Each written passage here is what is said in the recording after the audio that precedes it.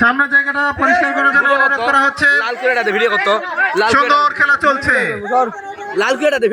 পরের বল পয়েন্টে সাইডে 4 রান, আরো 4টি রান তরিকুল ব্যাট থেকে। দলের স্কোর কোন হারিয়ে প্রথম ওভার খেলা চলতি।